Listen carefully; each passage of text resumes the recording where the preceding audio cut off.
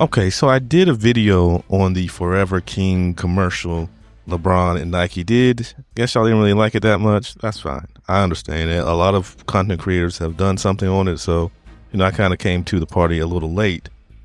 But I said I did it in a manner where I was talking about how they could have made it a classic commercial if they just did a few things to help elevate what they were trying to go for, which I'm not sure what they were trying to go for, but either way, they could have made it a little better. So with that said, one of the talking points in the commercial said that LeBron defeated all rivals defeated. Every rival was defeated. Every rival was defeated. And that was the part that was like, well, could you put some context? Can you let us know who his rivals were? Because it's kind of vague, and if we have that kind of context, maybe we could say, oh yeah, he defeated all rivals. But I'm going to do something right now. Let's look at his championship runs, because to me, the only way you actually defeated your rivals is if you got to the top, won a championship, and can show that rival, hey, I was the king of the hill for this season. You were not. You're beneath me.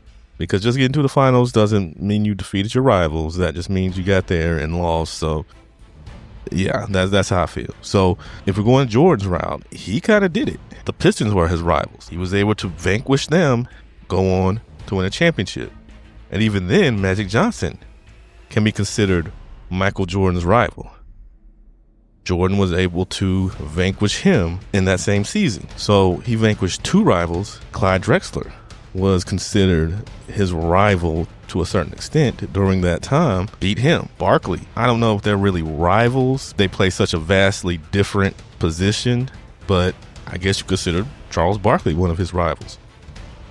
Took him out, so on and so forth. So, but we could also say, Bird, he never beat him. So that's a rival he was never able to beat. So Jordan can't say all rivals defeated in the sense that he was able to topple them to get to the highest mountain. So let's look at LeBron.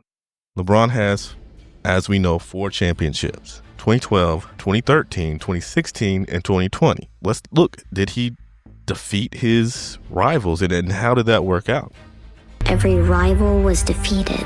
So in 2012, of course, he famously beat the OKC Thunder, which had players such as Kevin Durant, who I would feel would be his most direct rival. I mean, yes, he beat James Harden and Russell Westbrook, but Kevin Durant and him both played a small forward position, so that is technically his rival. And I can consider that when you're talking about the totality of LeBron's career.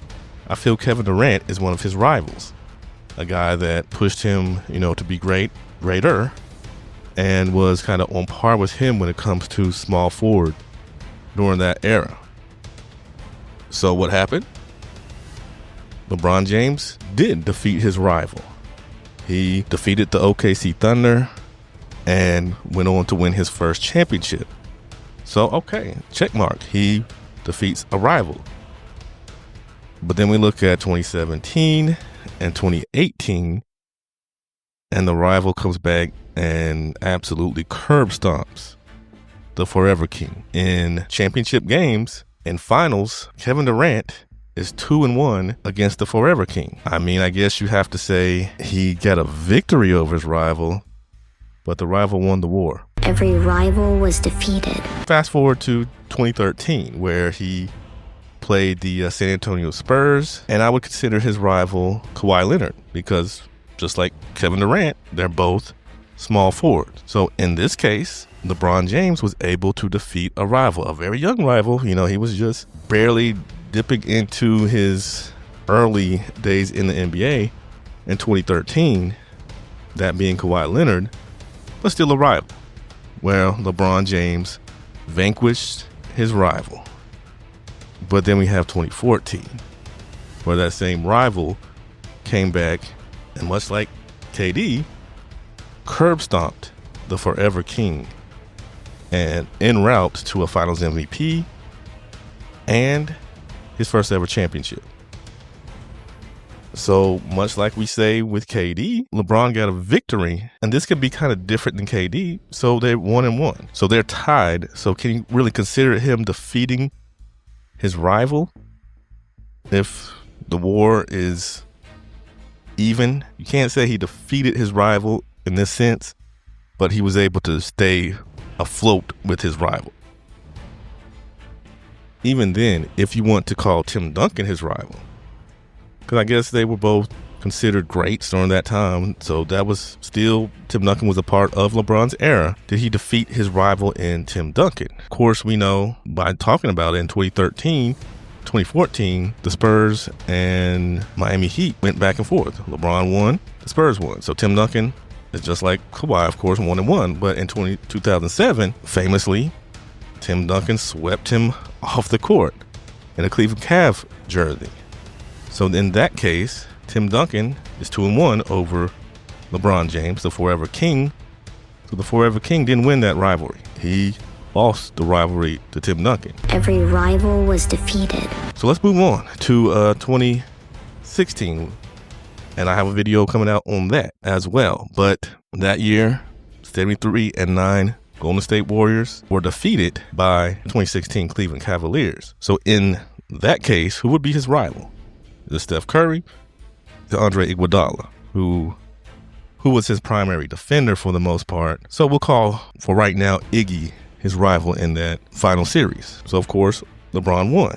And he got his get back. He got his revenge from 2015, where Iggy famously won the Finals MVP, much like Kawhi did. Golden State Warriors won. But we have the caveat of that 2015 Cavs missing 2 key players. So did he really win that war? I'm speaking about Andre Iguodala. It's tied. It's 1-1. But then there's 2017 and 2018, which we talked about with KD. Iggy, of course, won those 2 championships along with Kevin Durant and the rest of the Golden State Warriors. Brings his total to 3-1 against the Forever King. So he obviously won that war. LeBron did get a victory in the war, but he ultimately lost the entirety of it. Then we go to Steph Curry. Same thing, 3-1. Steph Curry won the war. LeBron James did get a victory over his rival Steph of that time for, I guess, best player in that era or one of the better players in that era, but ultimately lost the war. So it's looking like the all rivals defeated statement is falling apart quickly, because I feel like you only truly beat your rival when you win a championship. But that's my criteria. Yours may be different.